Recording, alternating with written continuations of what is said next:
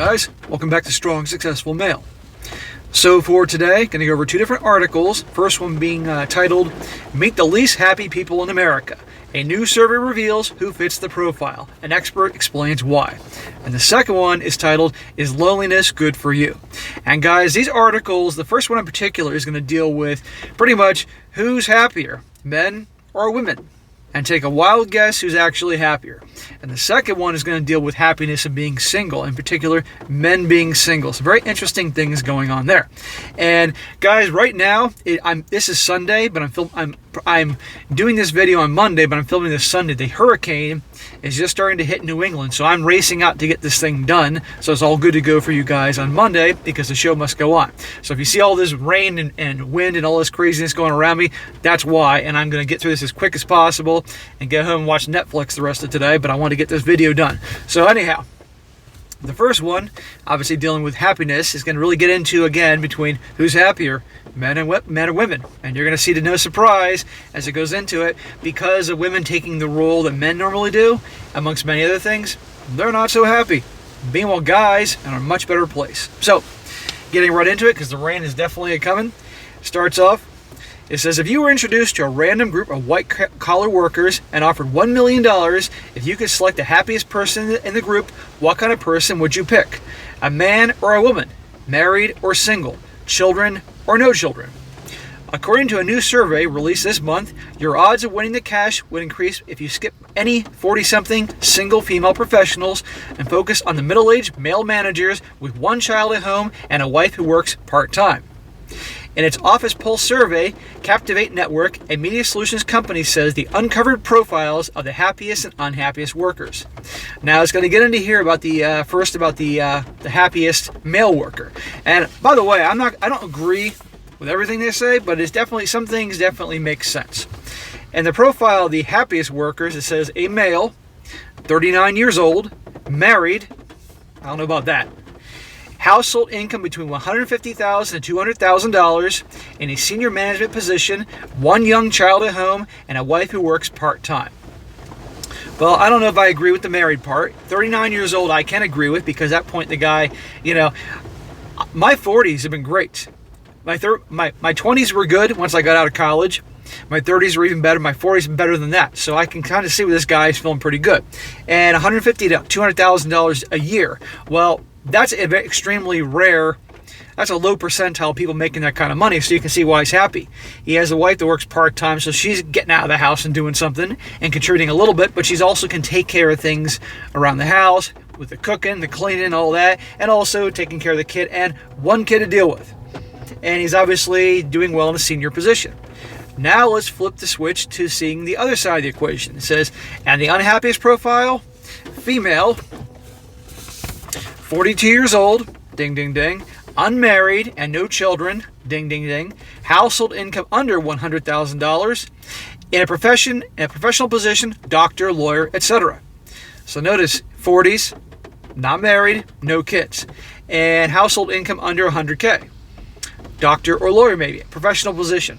Well, what does this tell me right away? That, no doubt, put career and goals ahead of relationships, family, all that, and now she's in her 40s, way past her prime, and here you go.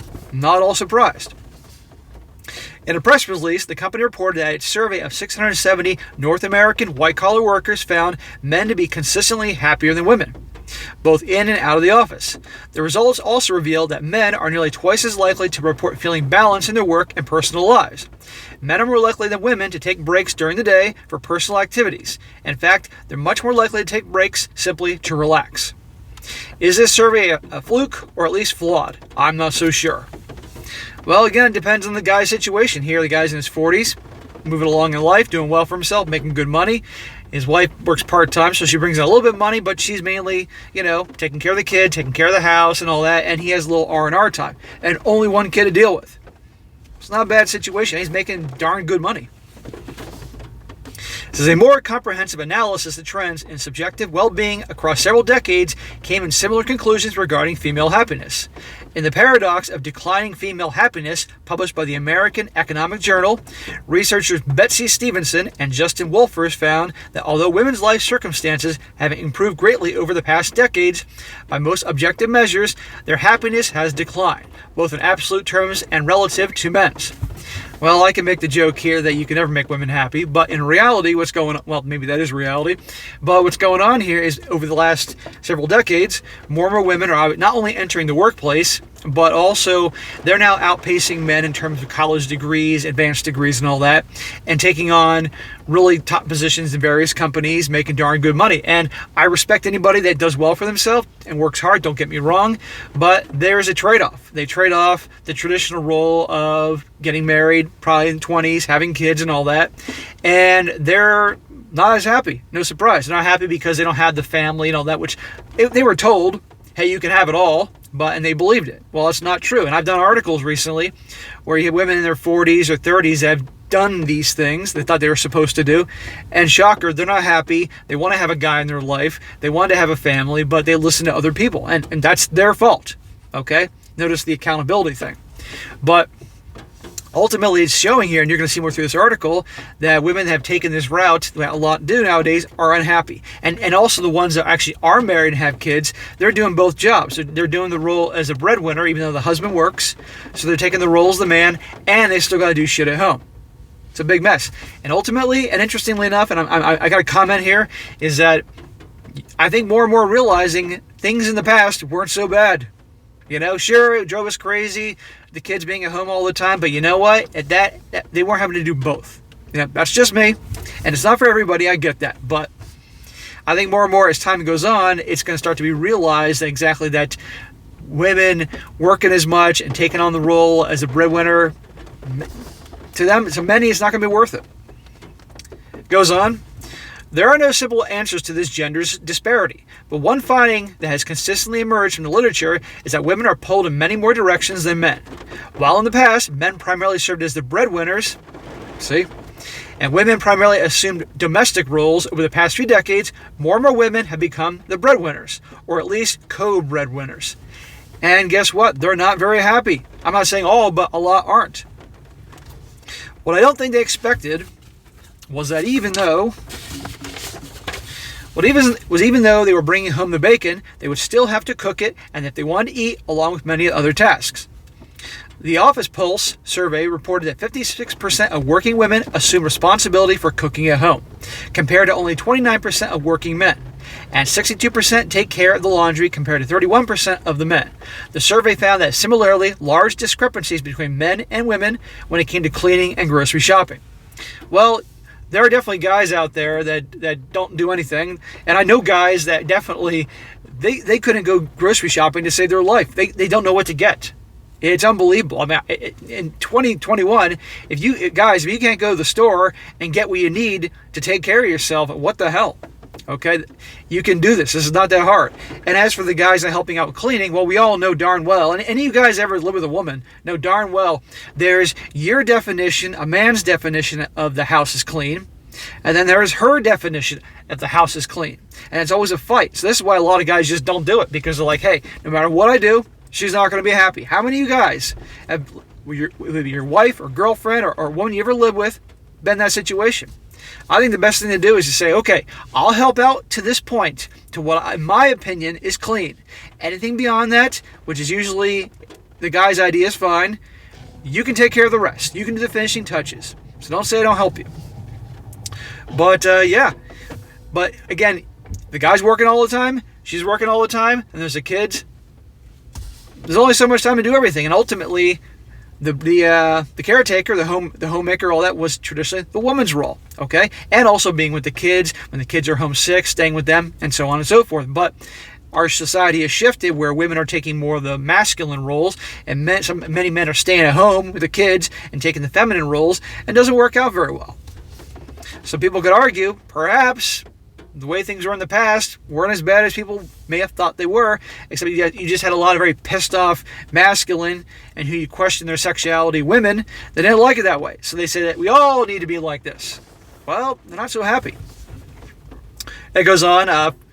Further, a survey by the National Parenting Association, the NPA, revealed that 50% of married working women are primarily responsible for meal preparation, compared to only 9% of their partners, and that 51% take time off from work to care for a sick child, again compared to just 9% of partners. Yeah, when you get a sick child, by and large, that kid wants to go to his mom. Okay? Instinctively, the sick boy or sick girl, if they're homesick, they want to be with their mom, not their dad, because the mom's going to be much more nurturing and rub their head and rub their belly and whatever the hell moms do, while the dad would be pretty much like, okay, here you go to bed, here's some bacon, I'm going to go watch Netflix. Just men are not the nurturers that women are to the kids.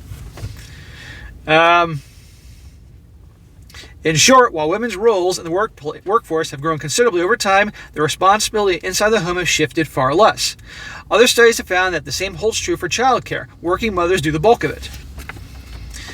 Making matters worse is the fact that women also tend to worry more than men about the well-being of their families.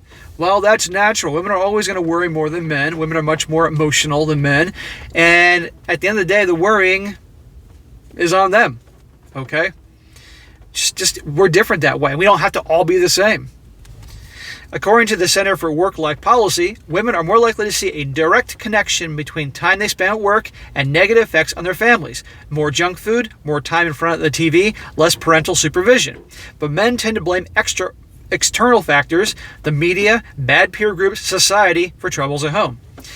Look, you got both the parents away all the time. Who's going to watch the kids? The kids' asses are in front of the TV, watching shows, playing video games, eating a bunch of crap.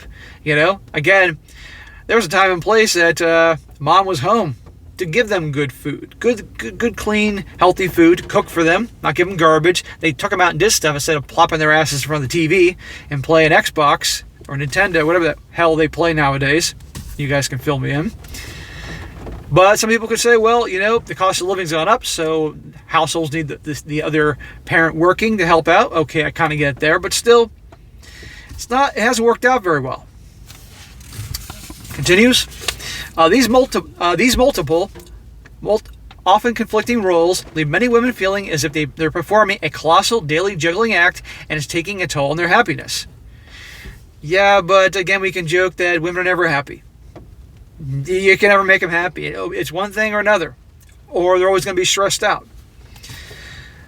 The Office Pulse survey found that women are more likely than men to experience stress, headaches, muscle tension, weight gain, and depression. A poll conducted by the American Psychological Association discovered that not only do women feel more stressed than men over finances and the economy, they're also more likely to experience stress-related symptoms like headaches, irritability, and depression. Yeah, I know many of you guys are thinking with the never-ending complaints for this, and this, but it is what it is. But I'm not surprised here. Well, again, perhaps then how things are nowadays isn't working out too well. Perhaps the more traditional roles is not such a bad idea. But you tell it to any effinists and they lose their damn mind. I guarantee I'm going to get comments in here saying, how dare I say that things should go back to the way they were? How dare I suggest that? Look at the research. Women aren't as happy. What does all this mean for women? In many ways, it's simple. In many ways, it's not. What I mean is, the situation to improve, things need to change. If things don't change, women and the daughters who follow them will continue to suffer the consequences of chronic stress, burnout, and other incapacitating conditions. That's clear and simple. Now, you can obviously see the bias in this article here. Now, do you think they're going to say that, okay, well, maybe we need to look at the situation again and realize maybe it's better for more women to be at home, maybe work part-time and be with the kids? Or are they going to say more like that men need to man up and step up and help out at home? Guess what's going to happen here? It goes on, but actually incorporating these changes into high-octane lifestyles can be quite challenging. First, most people in today's world, men, women, and children, are super busy. So the likelihood of anyone else stepping up to the take on the laundry or cooking is remote, especially if they are asked to help. Second, most successful women believe that they should be able to do it all. That's the problem. They've been conditioned to think they can do it all. The super mom who can do it all. She can work 60 hours a week at the corporate job and come home and take care of the kids, help them with homework, cook, clean, laundry, soccer, ballet, whatever the hell the kids do nowadays. It's too much. It's crazy. Now, don't get me wrong. I got no problem with the father helping out. I think that's honestly right. But there's a degree of that, okay? Men weren't made or bred to be the caretakers. You know, I got no problem with helping doing some cooking. I like to cook. I think it's very enjoyable and relaxing. And I don't mind doing dishes, and Christ, I can do my laundry and all the other stuff, you know, but cleaning, fuck that shit. I hate cleaning. But, and many of you guys do too. But we can help out a little bit, but still, I just don't see the way things have continued. I don't see things as they've been working going forward. It's just more and more unhappy. And now, thanks to the COVID world, how life has changed after and while we're still going through elements of COVID, more and more people want to work at home because they realize, look, I'm getting so much more done working at home than going to the office, taking an hour to get there, an hour to get home, an hour to get ready. I can be at home, keep an eye on the kids, do some cooking in the background or laundry in the background while I'm actually working here. It'll be interesting to see how this goes. I see the world changing after this. I know I'm going off here, but it is a possibility if more people work at home, there could be less problems like they're describing here. We'll see. So, I think I skipped something here. As Christine Hassler writes in The Myth of Having It All, somewhere along the path of the women's liberation movement, ding, ding, ding, we began to buy into the belief that to be an empowered woman means we have to do everything that both men and women can do. Right there, it said it all. The whole empowered movement and this whole thing, we can do it all. Look, it's all right if you can't do it all, and it's all right to ask help. You know. And by the way, in these busy households where mom and dad are working all the time, I got an idea. How about get those kids to get off their asses and start putting away dishes, washing dishes, taking out the garbage, doing some basic cooking. You don't want them to burn the damn house down, but you know what I mean. Cleaning. There's an idea. When I was a kid, I had to do some of that stuff. I didn't like it, but I had to. And believe my parents had no problem taking care of things, but they had my sister and I do chores and stuff like that, so we wouldn't become spoiled little assholes. And it was a good thing they did that. So more and more right now, kids are spoiled rotten, in my opinion, in today's society. It's been that way for 20 years, okay? Some of the old values, the old school ways need to come back. Make those kids get off their butts and start doing some work. So instead of making choices, we have tried to fulfill both gender roles at the same time. Yeah, and how's that worked out for you? Seriously. She adds, instead of giving us tremendous amount of freedom and opportunity, the concept of having it all has morphed into something that excuses putting so much on our plates that we are stressed out and burnt out and running out of time for ourselves and our loved ones every single day. Exactly. It's not working. So it's crazy to keep doing something that's not working. Reevaluate the situation. Find a different way. And there's a lot of little things that can be done here. Or maybe one would look at the situation that the old ways isn't so bad. I know I keep saying this, but I got to really hit home with that. But as most successful women know from experience, just because something is challenging doesn't mean it's impossible. Here we go. The empowered woman can still do it, even though it's challenging. If we want to survive and thrive and want their daughters to do the same, we need to start rethinking and reconfiguring what has become a dangerous way of life. That begins with a different mindset. One of the most important things we can do is to let go of some well-intentioned but misunderstood and often misrepresented ideals like balance and having it all. In other words, this whole empowered woman thing and she can do it all is ridiculous and it's not working. The latter, while a seemingly empowering and satisfying endeavor, we should make a drinking game out of every time they say empowering here. Every time you hear this, do a shot. Another buzzwords. It has turned into an emotional and in some cases literal death sentence for many career women as they strive to do everything and be everything to everyone. Here's the question you must ask yourself. If the pursuit of having it all causes you to be so tired and unhappy or exhausted and miserable, then what's the point? Right. Exactly. You're working yourself into an early grave. Time to really reevaluate. There should be no stress imbalance. If you view it as do or die mission, or an all or none accomplishment, it will just turn into one more stressor. The key is not to let balance define you. You should define balance based on who you are, how you live, and what you want. If your circumstances require that you take up to 70% of your time, do what you need to do to make sure that at least some of the remaining 30% is spent doing something self-nurturing and self-reducing. I don't think any busy mother, like they're describing here, works full-time and does the caretaking thing, has 30% of her time for herself. I think that's not a chance in hell. Probably 5, maybe 10 at best. Finally, don't be shy about sharing the load. As I frequently remind friends and clients, just because you can do something doesn't mean that you should. There's no reason that doctrine can't apply equally in the home and at the office. There is nothing wrong with being a chief cook and bottle washer as long as those things don't consume every moment of your waking hours. If they do, you're on a collision course with a burnout, and that is the road you definitely don't want to be on. Right, exactly. Translation, this isn't working. So, time to reevaluate. The old ways maybe weren't so bad. Now, real quick, guys, I'm going to go to the second article. When I get out of here, this hurricane starts to get bad. And this is dealing with single men. And the whole single men on their own are happier. Pretty good thing. And the title is Loneliness Good for You? And we're not talking about loneliness. It depends on what kind of man you are. But some American leading psychologists told us this much. Being by yourself isn't half as depressing as you thought. Aha. A man needs peace and quiet. What a way to start off an article. It is dead on. We want silence, peace and quiet to relax. No nagging wife, no screaming kids, no bullshit. Whether it's in the woods, on a boat, at the bottom of a cocktail glass, or between the covers of a great novel. This desire for detachment doesn't stem from being an asshole. In fact, men feel lonelier than women after a breakup. But sometimes we just have to shut out the outside world, including the fairer sex. Sometimes we just have to be single, and science has something to say about that. A man about town, to use dated reference, is looking for a neurobiological high, says psychologist Laurie Helgo, author of Introvert Power, who wrote this month's Psychology Today cover story on introverts and extroverts.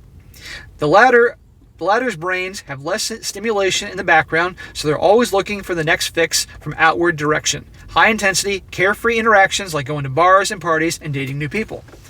These are the extroverts. Meanwhile, not all men need this high. Plenty of us are happy in monogamous relationships, but some are wired differently. And pretending you want to commit when your heart yearns for freedom is a recipe for disaster, because several top cognitive science experts say you can wind up more isolated with a partner than you would be by yourself. So in other words, a lot of guys end up in relationships because they think that's what they're supposed to do. That's what society tells them they're supposed to do. That's what their families tell them they're supposed to do. That's what their religion says they're supposed to do. You got to get with someone so you can eventually get married, have kids, and continue on. A lot of guys don't want that. They're not happy. John T. Cacioppo, I can't pronounce his last name, director of the Center for Cognitive and Social Neuroscience at the University of Chicago, explains that being alone and being lonely are not the same thing, but they're both stigmatized in our society. It's why people who prefer solitude nevertheless look for relationships out of guilt, but feel even guiltier once they're in one. This is not healthy physically or mentally, says the doctor. A happy single person is just as healthy as a happily married person. Guys, more and more men out there, more people are realizing that the whole married life and all relationships and whatever you want to call it is exactly what it's cracked up to be, particularly the marriage element. And more guys out there are choosing to be single, and they're happier, okay? They call the shots. They do what they want. They got a lot more money. We all know about women and spending money. There are good reasons to remain single. If you're not the codependent type, you'll have more time for whatever makes you feel alive. Exactly. Advancing your career, exploring your artistic streak, satisfying your wanderlust, or fighting for your political ideals. You won't feel like there's a choice between abandoning your soulmate and pursuing your dreams. Oh yeah, the sex with many women as you want isn't a bad deal either. There you go. It all comes down to your, and it says 50% inherited, level of oxytocin, a hormone that affects bonding. If you're born with more, you'll probably show affection and trust. If you're born with less, well, a ball and chain might not be your thing. That's a lot of guys out there. But there are non-romantic interpersonal relationships that can make your life meaningful. Single men may have closer friendships than their committed counterparts, according to psychologist Bella DePaulo, author of Singled Out: How Singles Are Stereotyped, Stigmatized, and Ignored, and Still Live Happily Ever After. When some men get married, their friends get placed on the back burner. The grooms have found a new confidant, but when it doesn't work out, they've lost all the people in their lives and have to go crawling back. How many guys get into relationships or get married, and yeah, their bros, whoosh, they cut them off. And now, many times that's manipulated by the woman they're with because she doesn't want her guy to see his buddies single and having a good time and hooking up with different women or having freedom. So she wants to distance him from them, and she wants him to be with other people in relationships, the other miserable people. Now that I'm joking here, I'm exaggerating because not everybody in a relationship, not everybody in marriage is miserable, but there's plenty that are, or somewhere in the middle. And you guys should never do that. Okay, even for you married guys that are watching me now, you relationship guys, don't ever cut your buddies out of your life, okay?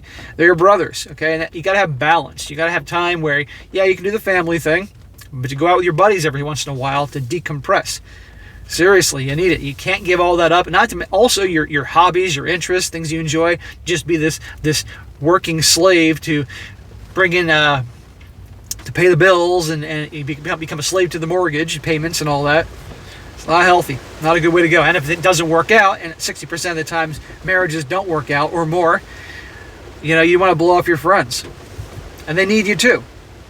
It goes on, there's a catch, of course. The rain is coming down. I got to wrap this up. There's a catch, of course. You're a man, but more importantly, you're human. And humans eventually need companionship that goes beyond sharing pitchers of beer and your buddies.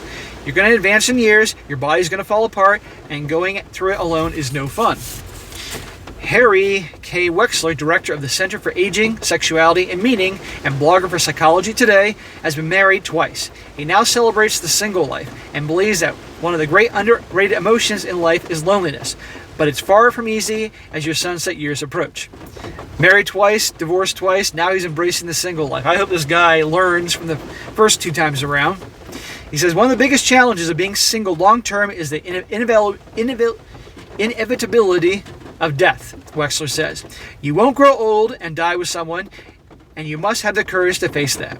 So perhaps the ideal, as men have practiced for millennia, is to experience single life to the fullest in our youth and settle down when the time feels right. Because you don't want to be that guy who shows up to the keggers with gray hair and wrinkles trying to pick up women half your age. This is his opinion. As Wexler puts it, the real problem with being an older single guy is that women my age look like my mother. What's the joke? Men age like Sean Connery and women age like Sean Connery. I don't know what the hell it is. It's something like that. That's what I'm thinking right here. And I don't want to have you-know-what with my mother. But I look like younger women's grandfather, and they don't want to do that either. And it says, Marty Beckman is engaged and happy about it. Well, anyhow, guys, the point of that whole little thing in there is that, guess what? Just because you're single doesn't mean you're lonely and unhappy, but that is oftentimes in the media and movies and shows. They'll portray a guy who's single, and he'll then, worry about, I'm going to die alone and all this, I'm going to be alone. But you know what? Talk to any guy that's been married once or twice and been through all that, and then he's single, and see how just relieved he is and just peace of mind. It doesn't mean that he's not actually going out with women, but he's not locked into it, and he lives by himself, and saves so much money because, let's be honest, most of the time the reason that a lot of guys, they get married, they have the big houses in the suburbs, the McMansions they were once called, or sending kids to private school, or all these other things, and barely have any money to their name. I mean, on the outside they look like they're very wealthy, but to be honest, they don't have much. A lot of times because the women want to have that, because women are competitive with other women and say, look what I got.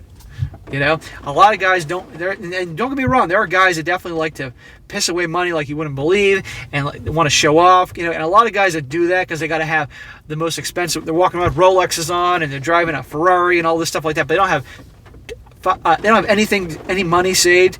These are insecure guys, okay? You wouldn't believe there's plenty of guys out there walking around. They may not look like they don't have much money or much wealth, but they are freaking loaded because they don't need to show it off. But anyhow, I'm going off track here. But the point is this, you can be happy single, you can enjoy that, and more and more men that are single, guess what, are happy in spite of what's shown on TV and movies. But anyhow, guys, I'm wrapping this up now because I got to get home. But as the first article showed, guess who's more happy nowadays? Men. And even married men compared to married women, and the single men are even happier too. So things are looking good for us. It'll be interesting to see if more and more, as time goes on, more and more women realize, this direction that we've taken for the last several decades of the empowered woman, the empowered movement, that we can have it all and work 50, 60 hours a week and be super mom and do all this, it's not working. We're miserable. We're unhappy. And guess what? She's miserable. The guy who's married to her, he's going to be miserable. It's a big mess. So perhaps the old ways, when she was the caretaker, may not sound so bad and may come back one. Who knows? We'll see. But anyhow, that is it, guys. That is it for today. Be sure to comment down below. Let me know what you think about this. Be sure to like the video, share with your friends, and subscribe. And I'll catch you next time.